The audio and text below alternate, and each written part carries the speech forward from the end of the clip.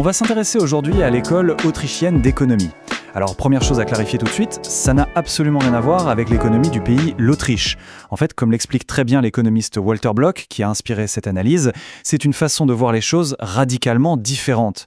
Si on l'appelle autrichienne, c'est tout simplement parce que ses pères fondateurs, des gens comme Mies ou Hayek, venaient de là-bas. C'est tout.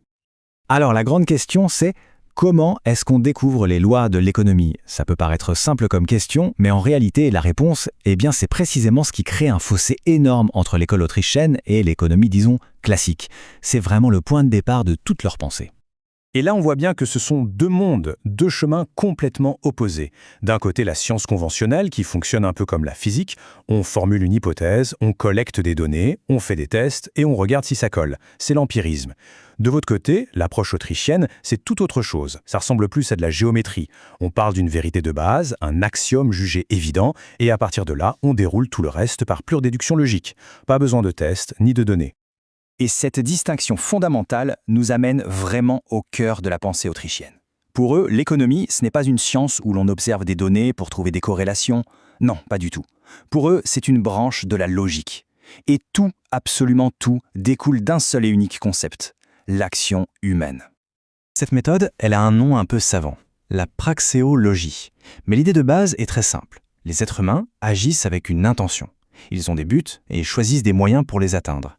Et ça, attention, ce n'est pas une hypothèse à tester. C'est le point de départ, l'axiome. Essayez d'imaginer une action humaine qui ne serait pas intentionnelle. C'est impossible. Et c'est de cette seule vérité de base qu'ils vont déduire logiquement toute leur théorie économique. Pour que ce soit plus concret, prenons un exemple tout simple que Walter Block adore utiliser. Imaginez, une personne A a une cravate mais aimerait un stylo. Et la personne B, elle, a un stylo mais préférerait la cravate. Ils décident d'échanger, volontairement. Qu'est-ce qu'on peut en déduire juste par la logique, sans la moindre statistique? Eh bien, une chose est certaine, les deux pensent qu'ils seront mieux lotis après l'échange.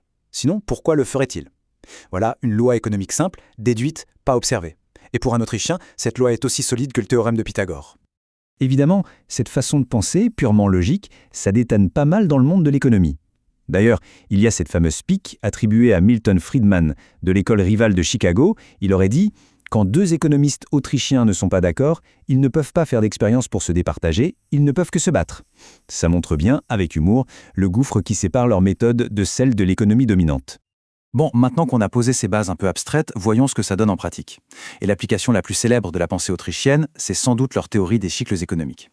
Autrement dit, leur explication du pourquoi on a des périodes d'euphorie, des booms, qui sont toujours suivis par des crises douloureuses. Pour bien comprendre la théorie autrichienne, le plus simple, c'est de commencer par voir ce qu'elle critique. Walter Block utilise une image très parlante pour décrire la vision dominante, la vision keynésienne. Pour eux, l'économie, c'est un peu comme une voiture. Le gouvernement est au volant, l'économie ralentit, il y a du chômage, hop, on appuie sur l'accélérateur. L'économie surchauffe, il y a de l'inflation, hop, on appuie sur le frein. L'idée, c'est qu'on peut piloter l'économie. La vision autrichienne est complètement à l'opposé. Pour eux, la crise, ce n'est pas un problème de pilotage raté. C'est la conséquence logique et inévitable d'une erreur commise bien avant. Tout commence, disent-ils, quand la Banque centrale manipule les taux d'intérêt et les baisse artificiellement. Ça envoie un faux signal à toute l'économie. Les entrepreneurs se lancent dans des projets à long terme qui ne sont pas viables. Pensez à une bulle immobilière. C'est ce qu'ils appellent le malinvestissement. Et la crise, c'est tout simplement le moment où la réalité reprend ses droits, le marché qui essaie, de façon souvent brutale, de corriger ses erreurs. Cette grille de lecture, basée sur la logique, amène forcément les Autrichiens à remettre en question pas mal d'idées bien établies dans l'économie conventionnelle. Prenez le concept d'utilité, par exemple, en gros la satisfaction qu'on retire de quelque chose. L'économie dominante essaye de la mesurer, de lui donner une note. C'est l'utilité cardinale, du genre « j'aime les pommes à 10 utiles et les bananes à 5 ». Pour les Autrichiens, ça n'a aucun sens. C'est absurde. Comment mesurer le bonheur? Pour eux, tout ce qu'on peut faire, c'est classer nos préférences. C'est l'utilité ordinale. On peut dire « je préfère une pomme à une banane », point. Mais on ne peut pas dire de combien, et surtout on ne peut absolument pas comparer la satisfaction d'une personne à celle d'une autre. Et cette critique s'étend à des choses très concrètes, comme les lois sur la concurrence. Pour montrer à quel point il les trouve arbitraires, Walter Block raconte une blague en deux temps. D'abord, il nous parle de 3 prisonniers en Union soviétique. Le premier est en prison parce qu'il arrivait en retard au travail. Le deuxième parce qu'il arrivait en avance, et le troisième parce qu'il arrivait toujours pile à l'heure, ce qui prouvait qu'il avait une montre occidentale. La morale, quoi que l'on fasse, le système trouve un moyen de nous accuser. Et maintenant, voilà la chute. On a 3 chefs d'entreprise américains en prison. Le premier, pour avoir vendu ses produits trop chers, spéculation abusive. Le deuxième, pour les avoir vendus pas assez cher, prix prédateur. Et le troisième, pour les avoir vendus au même prix que ses concurrents, collusion. Le message est le même.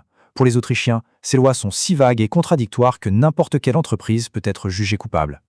Cette méfiance quasi systématique envers l'intervention de l'État dans l'économie, elle atteint son point culminant avec la critique autrichienne du socialisme et de toute forme de planification centrale. Et là-dessus, il y a deux arguments phares. Le premier, c'est celui de Ludwig von Mises, le problème du calcul économique. Sans propriété privée des usines ou des machines, il ne peut pas y avoir de vrais échanges. Et sans échange, pas de prix de marché. Or, sans le signal des prix, comment un planificateur peut-il savoir s'il vaut mieux construire un pont en acier ou en platine? C'est un calcul impossible à faire rationnellement. Et puis F.A. Hayek a ajouté le problème de la connaissance. Il explique que l'essentiel de la connaissance économique est dispersé dans l'esprit de millions de personnes. Elle est locale, tacite, elle change tout le temps. Aucun bureau de planification ne pourra jamais rassembler et traiter toute cette information.